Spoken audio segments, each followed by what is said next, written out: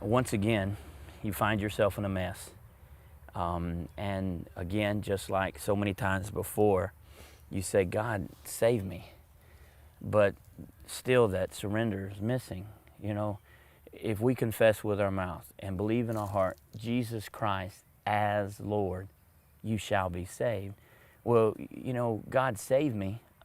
I want you to be my Savior. I want you to get me out of this mess.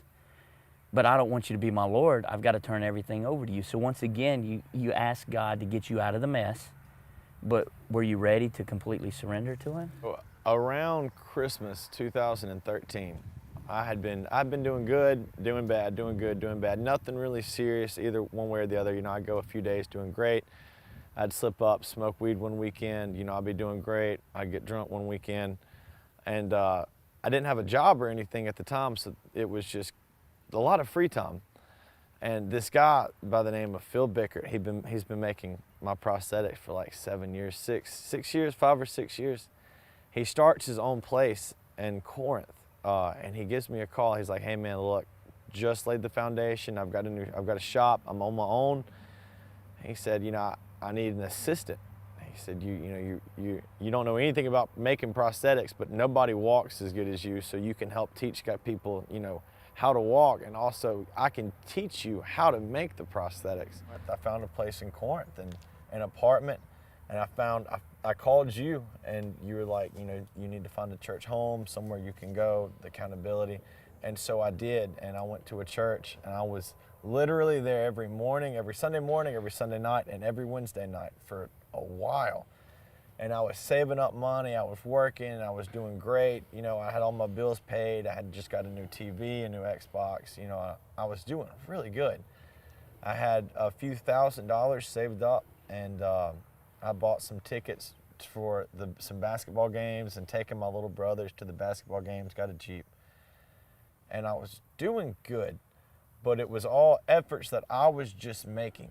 I never sought God. God, is this what you want me to do? Is this the job you have for me? Is this the church you want me to go to? Is this the city you want me to live in? That thought never crossed my mind. I always just saw God as, I'm going to do something, and then I'm going to try to not get high and hope that God blesses whatever I'm doing. I never thought to ask God if this is where He wants me to go. That thought never crossed my mind. And I'll remember it like it was yesterday. I had been clean for a while, and I was going home. It was Friday night. It was like my 12th Friday night in a row of being by myself. And I was like, you know what?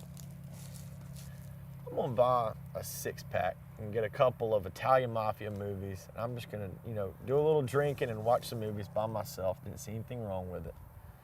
And I get maybe halfway through with one of the movies. I'd done drank everything that I bought, and I called an old friend of mine who was in Tupelo, and we were talking, and he was like, "Well, man, come on over." And I was like, "You come over." And he was like, "Man, I'm drunk." I was like, "Well, I'm not drunk, but I've been drinking." And man, I got in the car, I drove to Tupelo and hung out with him, and it was on. I think we drank every night for the next 3 weeks.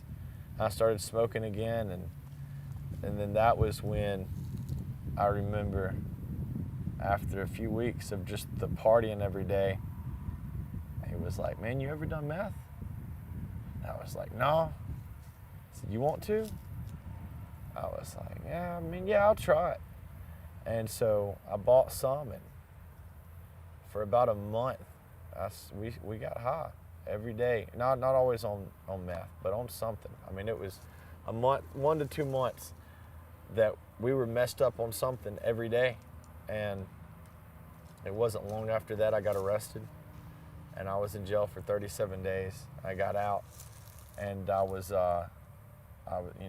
embarrassed. I was ashamed. I was ate up with pride because I couldn't tell anybody about it. And I chose to live in my Jeep in a parking lot for the entire month of November last year. It's freezing, over asking somebody for help.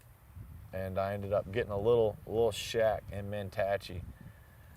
And it was there that I was alone every day for the entire month of December and for almost the entire month of January, until I woke up one day and I was like, you know what? I'm going to church. I don't know why, but I did. And I went to church with my mom. She didn't know I was coming. I hadn't talked to her. I just showed up, and me and her went out after. I went to her house after, and we talked, and she was like, you need help. You know, I wasn't really doing drugs. I was smoking pot, and I was getting high, but it wasn't on anything that I considered hardcore. And I was like, yeah, I need somewhere that I can go and that I can get back into the Word and go back to church, and all the typical churchy answers. And I got here, and that's what I thought I was going to do. I was going to come here. I was going to get clean again. I was going to save up some money. I was going to find out, what I wanted to do with my life, and I was going to get focused, and this 9 months would be a time for me to stay clean long enough that I wouldn't want the drugs anymore. And I was going to pick something to do and ask God to come along with me for the ride. And I'd been here about a week, and I had been in God's presence. I don't know if you remember, but it was like every time we were in church or in class, I would just cry. And I wouldn't wail, but I was not blinking, because if I blinked, tears were pouring down, and I would sit there with my eyes open, and they would just start pouring out anyway. My eyes would just swell up, and I was like, man, I don't know what is going on. I didn't know what was happening. It was driving me crazy. And I was at the ranch, and we were watching. I was watching a movie about a little girl who had cancer, and I don't even remember what it was about. I just remember there was a scene where she dies, and they said something in the movie that I had said when my dad passed away. I mean, almost verbatim.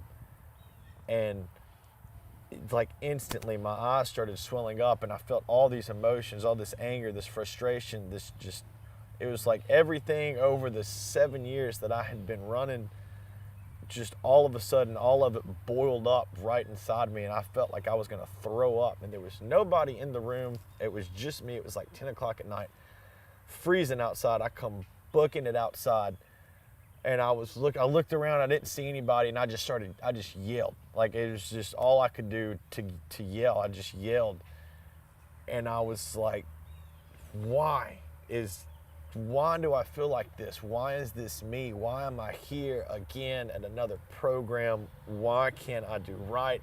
And I was just like, everything that I had been scared to even ask God over the last 7-8 years, it just all poured out of me. I asked God why everything had ever happened that had ever happened to me, good and bad. Why did it all happen? And I could not figure out for the life of me why I was so miserable. And then it dawned on me that the reason I couldn't forgive myself, the reason I couldn't forgive my dad, the reason I had no hope was because I didn't have God. I'd asked him to save me so many times, but I never completely surrendered anything to him. And because of that, he'd never been my Lord and Savior. He'd just been somebody that I knew a lot about, that I liked to pretend I was friends with. That Jenny bottle analogy. Yeah. God come out and save me, get me out of this mess again. And as soon as he did, boom, you're gone again because you never surrendered. And I remember asking God the question, would you still forgive me if I asked you now? Even though I don't feel like I deserve to be forgiven. And I almost talked myself out of it, but then something hit me. It was like God just said, I've already died. So whether you accept my forgiveness or not, I've already paid the price for it. Wow. It's kind of like owing the bank money, and someone pays the bank money for you, but you still move out of your house like it's been foreclosed. It already been paid. I just wasn't accepting it. Whether I accepted it or not doesn't change the fact that Jesus had done what he did for me. And when I realized that, it was like this flood of emotion, and it's the closest you hear people say God wrapped their arms around you. Man, I just thought they were crazy. But man, I felt like I was getting a hug for the first time in my life. And I'm not a dramatic fall on my knees and face before the Lord type person, but man, I did. Literally, I didn't even use my hands to slow down. I just hit the floor right in front of the cross. And I just was crying, and I was like, I'm an idiot for not thinking that I could trust you. I'm sorry. Dying daily is it's proof of God's sense of humor.